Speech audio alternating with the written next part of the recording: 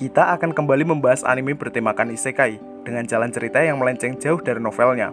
Anime tersebut berjudul Arifureta Shokyoku de Saikyo, meraih rating 6,5 di My Animalist. Anime ini rilis pada tahun 2019 dan digarap oleh studio White Fox. Bercerita tentang seorang remaja SMA berumur 17 tahun yang dipanggil ke isekai bersama dengan semua teman kelasnya.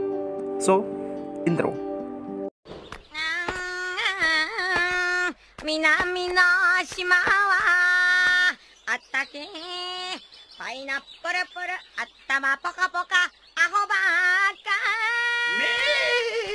Satu kelas masuk isekai. Itu adalah topik utama pada anime ini. Mereka semua disambut layaknya seorang pahlawan karena beberapa dari mereka memiliki kemampuan bertarung yang cukup hebat. Meski begitu, MC kita yang bernama Nagumo Hajime tidak memiliki kekuatan untuk bertarung. Lantas, banyak teman sekelas Hajime yang tidak suka akan keberadaannya. Hajime menempati kelas penyihir transmutasi, yakni suatu kelas di mana dia hanya bisa mengolah suatu material dan merakitnya menjadi sebuah materi baru. Pada suatu hari, Hajime dan semua teman kelasnya akan menjalankan misi penaklukan labirin. Salah seorang teman Hajime yang bernama Shirasaki Kaori menyuruh Hajime untuk mundur dalam misi kali ini. Bukan karena meremehkan, tapi dia khawatir akan keselamatan Hajime. Walaupun Kaori sudah melarang, Hajime tetap ngeyel untuk ikut. Hingga tibalah hari di mana mereka akan melakukan penjelajahan. Apa yang dikatakan Kaori benar-benar terjadi. Hajime tanpa sengaja terseret jatuh ke dalam jurang terdalam. Di sana, Hajime bertemu dengan berbagai binatang buas tingkat tinggi, yang sangat mustahil dia kalahkan. Hajime sempat lolos dari kejaran salah seekor monster, tapi sayangnya, dia harus terpaksa kehilangan satu tangan kirinya. Hajime baru menyadari jika kecelakaan yang ia alami barusan merupakan insiden yang sudah diatur oleh salah satu teman Hajime yang berniat menyingkirkannya. Segala musibah yang menimpa Hajime membuat dia sangat frustasi. Dengan seketika, rambutnya berubah menjadi Super Saiyan. Hal pertama yang terlintas di pikiran Hajime adalah makan. Dengan segala kecerdikan dan kemampuan yang ia miliki, Hajime berhasil menangkap berbagai monster, lalu melahapnya dengan nikmat. Tak disangka, usaha tersebut membuat levelnya naik dengan drastis. Tak hanya itu, Hajime juga mendapatkan berbagai macam skill baru yang belum pernah ia miliki sebelumnya. Lantas, Hajime kembali melakukan perburuan dan menciptakan sebuah senjata keren yang saya namakan pistol air. Setelah membasmi dan memakan berbagai spesies monster, Hajime masih memiliki niat untuk kembali ke permukaan, lalu mencari cara utama agar dia bisa keluar dari dunia ini. Di tengah perjalanan, Hajime menemukan sebuah ruang rahasia. Ruangan ini dijaga oleh sepasang raksasa bermata satu. Dengan kekuatan pistol barunya, Hajime dapat membasmi kedua raksasa itu dengan mudah. Hajime tak menemukan adanya harta karun. Dia malah kedapatan seorang vampir yang nampak tengah disegel. Dia bernama Yue. Musibah yang Hajime terima menumbuhkan sifat tak peduli dalam dirinya.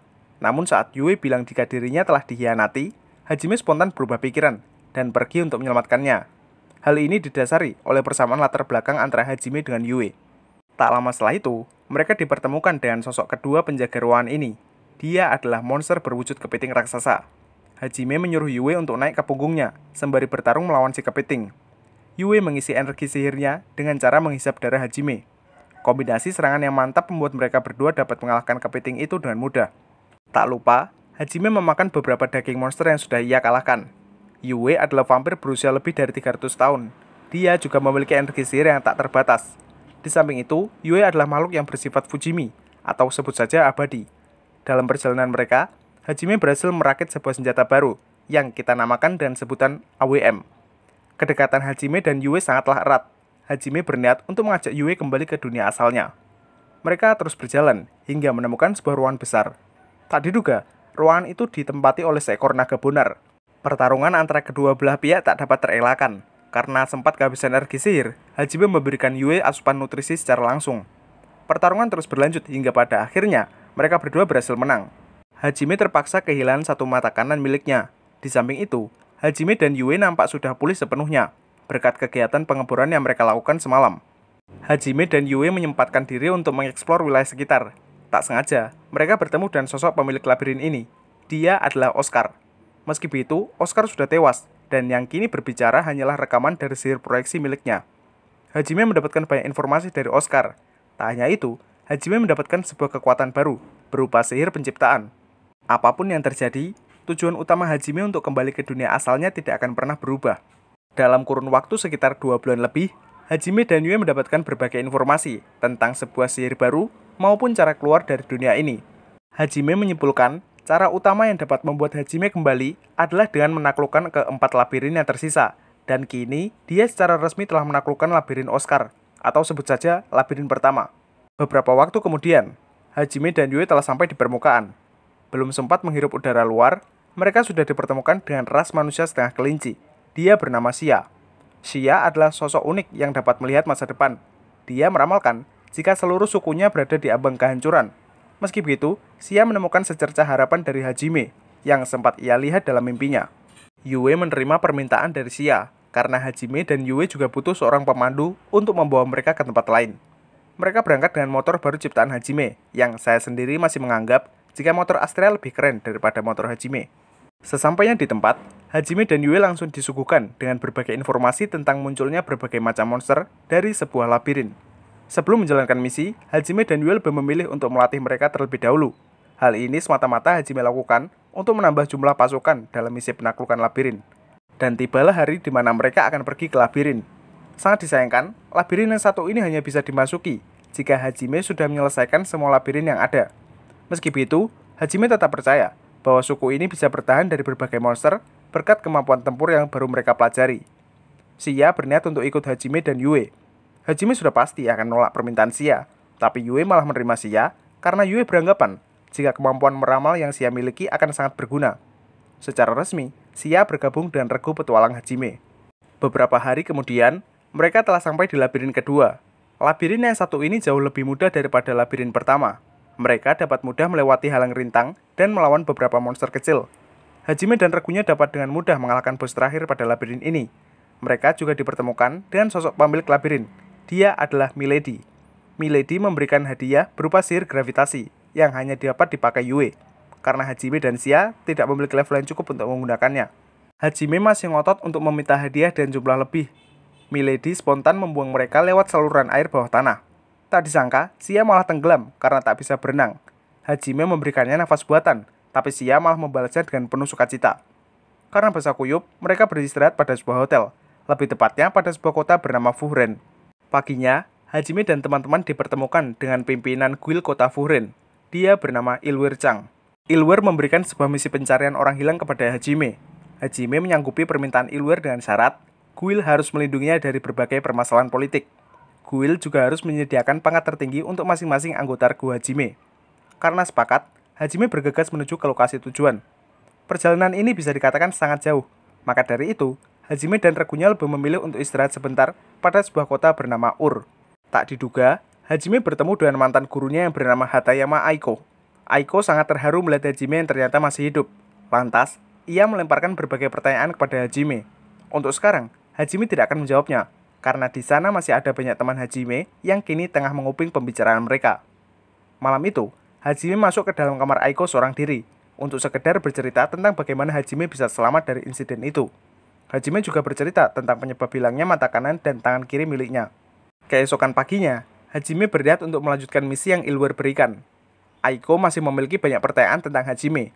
Dia juga ngeyel untuk ikut andil dalam misi Hajime kali ini, bersama dengan teman-teman yang lain. Hajime dengan terpaksa menciptakan sebuah mobil Ferrari agar bisa ditumpangi bersama-sama. Lokasi ini bernama Gunung Klarus. Di sana, Hajime dan yang lain segera melakukan investigasi. Yue menemukan sebuah jejak kaki raksasa yang kemungkinan adalah jejak monster. Sedikit maju ke depan, Hajime telah berhasil menemukan sosok yang ia cari. Dia adalah putra seorang bangsawan bernama Kudeta Will. Tak disangka, Hajime dan yang lain dikejutkan oleh kemunculan seekor naga berbrand. Hajime spontan menyuruh yang lain untuk berlindung di belakang Yue, sedangkan Hajime akan melawannya bersama dengan Xia. Berkat kerjasama yang solid, Hajime dan Xia berhasil mengalahkan naga yang satu ini. Hajime memberikan serangan fatality berupa tusukan lubang belakang yang diarahkan kepada sang naga. Naga ini mengaku jika dia telah dikendalikan oleh sosok penyihir jahat untuk melenyapkan penduduk kota Ur. Saat ini, penyihir itu telah mengumpulkan berbagai macam pasukan monster untuk penyerangan kota Ur esok hari. Ternyata, naga ini memiliki campuran darah manusia. Lantas, ia berubah ke wujud bentuk manusia sembari memperkenalkan diri. Naga ini bernama Tio. Hajime tidak memiliki niatan untuk menolong para masyarakat Ur. Namun Yue menyarankan Hajime agar turut menolong mereka. Sebab, hal ini dapat membuat nama Hajime naik secara drastis. Hajime menerimanya. Dia juga membuat Tio sebagai tambahan pasukan, mengingat akan kekuatan yang ia miliki sangatlah besar. Malam sebelum pasukan monster sampai di kota Ur, salah seorang teman kelas Hajime yang bernama Yuka datang untuk menemuinya. Yuka berterima kasih kepada Hajime karena dulunya Hajime pernah menyelamatkan Yuka dari bahaya. Kedatangan Yuka mendapatkan respon positif dari Hajime. Hal ini membuat Yuka senang bukan main. Tio hanya akan dipakai Hajime dalam pertempuran kali ini. Namun Tio memiliki tekad yang kuat untuk terus bersama Hajime dalam petualangannya. Hajime tetap menolak, tapi itu malah membuat Tio kegirangan. Tibalah hari di mana pasukan monster akan menyerang kota Ur. Tembakan AWM Hajime dapat membunuh satu monster dengan mudah. Jangankan menyerang kota Ur, para monster ini dapat mudah Hajime kalahkan, bersamaan dengan para rekannya. Bisa dipastikan, kemenangan ini jatuh di tangan kubu Hajime. Dia juga menangkap Biang Kerok dari perang ini. Dia adalah teman kelas Hajime yang bernama Shimizu. Setelah terjadi berbagai drama dan pertarungan mantap jiwa, Hajime dan terpaksa membunuh Shimizu karena otaknya sudah diambil alih oleh bangsa iblis. Tak lama setelah itu, Hajime dan regunya bergegas untuk mengantar Will kepada Ilware. Tak hanya itu, Hajime secara resmi menerima Tio dalam kelompoknya. Keesokan harinya, Hajime menempati janjinya kepada Sia untuk sekedar menemaninya jalan-jalan keliling kota Fuhren. Mereka berdua tanpa sengaja menemukan sosok anak mungil setengah ikan. Dia adalah Miu. Miu adalah sosok langka yang akan dilelang pada sebuah pasar gelap. Akan tapi, Hajime bersikeras untuk menaruhnya di pusat keamanan. Tak lama kemudian, Hajime dan Sia kedapatan sebuah ledakan besar di pusat keamanan yang tadi mereka taruh Miu di sana. Hal ini membuat Hajime bertekad kuat untuk membawa Miu kembali. Untungnya, mereka berdua bertemu dengan Yue dan Tio yang tadinya nampak sedang ngopi santuy. Dengan begini, kekuatan tempur regu Hajime berada pada puncaknya. Berbagai lawan sudah mereka habisi, hingga pada akhirnya, Hajime berhasil menemukan Miu, lalu mengamankannya. Sembari meledakkan beberapa titik lokasi pasar gelap, Hajime menyuruh Miu untuk berhenti memanggilnya kakak. Tapi itu malah membuat Miu balik memanggil Hajime dengan sebutan papa. Sadar akan hal ini, Yue dan yang lain malah meminta ditanami benih Hajime, dan keseharian mereka pun kembali normal. Hajime menjalankan tugas terakhir dari Ilware, yakni pengantaran surat ke sebuah kota bernama Duraut. Kota ini adalah tempat permulaan, di mana Hajime dan teman kelasnya dipanggil ke dunia ini. Di tengah perbincangan dengan klien, Hajime dikejutkan dengan kedatangan teman kelasnya. Dia bernama Endo. Pada awalnya, Endo sangat terkejut, sekaligus terharu dengan Hajime yang ternyata masih hidup. Kemudian, Endo menginfokan jika teman-teman yang lain terjebak di labirin pertama.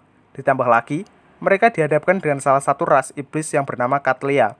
Oke, pada dasarnya, teman kelas Hajime terpisah menjadi dua regu. Ada yang hidup damai di kota Ur bersama Aiko Sensei, ada juga yang masih bertekad kuat untuk menaklukkan labirin pertama. Hajime akan membantu teman kelasnya dengan tujuan membalas budi seorang teman yang bernama Kaori. Kedatangan Hajime sangatlah tepat, karena pada waktu itu, teman-teman Hajime sedang dilanda keputusasaan. Hajime dan mudah mengalahkan para monster. Dia juga sempat menanyakan informasi seputar keberadaan bangsa iblis. Tapi Cattleya tidak mau menjawab pertanyaan yang Hajime lemparkan. Lantas, Hajime membunuh Cattleya dengan spontan.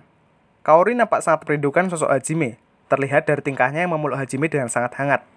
Kaori menyatakan perasaannya kepada Hajime, namun dia ditolak karena Hajime sudah memiliki Yue sebagai pendamping. Meski begitu, Kaori masih bertekad untuk terus hidup bersama Hajime, hingga suatu saat, Hajime akan mempertimbangkan perasaan Kaori. Yue mengizinkan Kaori untuk ikut dalam perjalanan, agar Kaori sadar seberapa besar rasa yang Hajime miliki terhadap Yue. Dengan begini, Kaori secara resmi bergabung dengan Hajime. Terakhir, Hajime melanjutkan petualangan bersama dengan rekan barunya. Tentu masih menggunakan mobil Ferrari yang sangat unik. Dan anime pun tamat. Beberapa orang sangat kesusahan memahami anime ini, karena informasi yang didapat dari berbagai karakter dapat terbilang minimalis. Antagonis yang hanya mendapat peran sebentar seperti Shimizu dan Cattleya seharusnya perlu dikupas latar belakangnya lebih detail. Dan itu saja dari saya. Seperti biasa, jika ada kesalahan maupun pertanyaan, kalian bisa taruh di kolom komentar. Sekian dari saya dan sampai jumpa.